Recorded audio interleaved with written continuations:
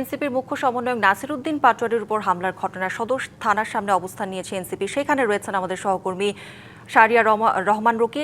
সেখানকার সবশেষ পরিস্থিতি আমরা একটু দেখে আসতে চাই। রকি, আমরা দেখছিলাম যে নাসির উদ্দিন পাটোয়ারির উপর হামলায় কিন্তু এনসিপি নেতাকর্মীরা সামনে অবস্থান নেয় এবং দীর্ঘ 5 ঘন্টা থানার সামনে অবস্থান কর্মসূচির পরে 8 জনের বিরুদ্ধে কিন্তু পুলিশ মামলা গ্রহণ করেছে। এই 8 জন আসলে কারা, এখন কি পরিস্থিতি দেখছেন সার্বিকভাবে জানাবেন। কৌরি, এই মুহূর্তে কিন্তু ঝিনাইদহ থানা চত্বর এবং শহরের যে বিভিন্ন গুরুত্বপূর্ণ সড়কে খুবই উত্তপ্ত পরিস্থিতি বিরাজ করছে।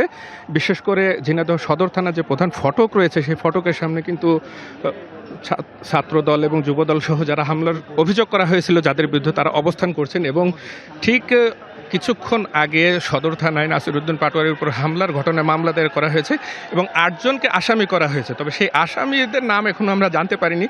ঠিক এই মামলা দায়েরের পর যে অবস্থান কর্মসূচি ছিল সেই অবস্থান কর্মসূচি শেষ করে যখন বের হচ্ছিলেন তখনই কিন্তু শহর থেকে কয়েকটি মিছিল এসে থানার সামনে অবস্থান নেয় এবং একটা হামলার চেষ্টার ঘটনা ঘটে।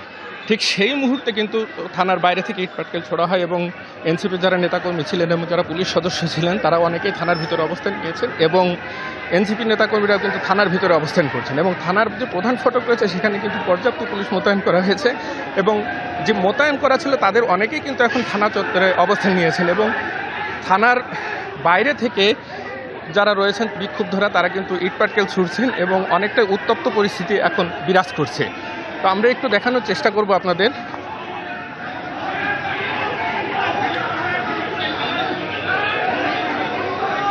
দেখুন, থানার প্রধান ফটকে কিন্তু অবস্থান রয়েছে, বিক্ষোভ করছে এবং এনসিপি যারা নেতাকর্মী রয়েছেন তারা থানার বাইরে অবস্থান নিয়েছেন। আমরা একটু দেখানোর চেষ্টা করব আপনাদের।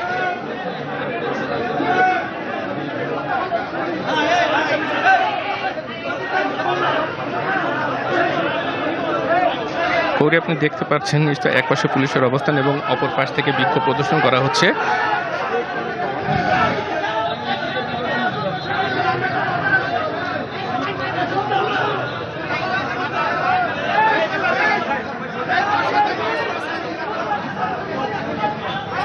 আমরা একটু দেখানোর চেষ্টা করছি আপনাদের।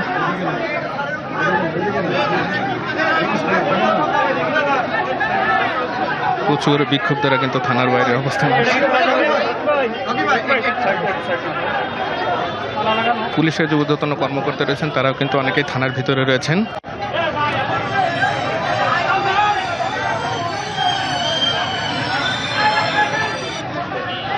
আমরা একটু দেখাতে চাই আপনাদের।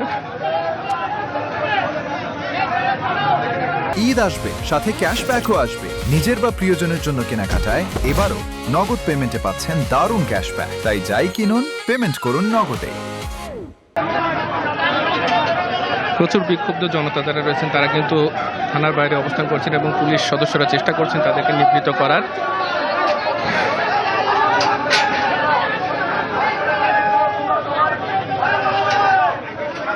এবং অনেকে কিন্তু পায়রা চত্বরে যেতে বলছেন মাইকে, যারা বিক্ষুব্ধ রয়েছেন তাদেরকে।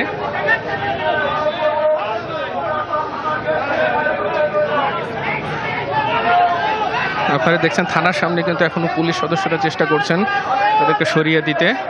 থানার যে প্রধান ফটক রয়েছেন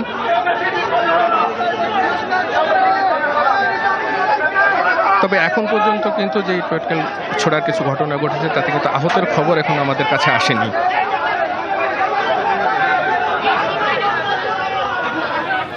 জি রকি, আপনি নিরাপদে থাকবেন, ধন্যবাদ আপনাকে।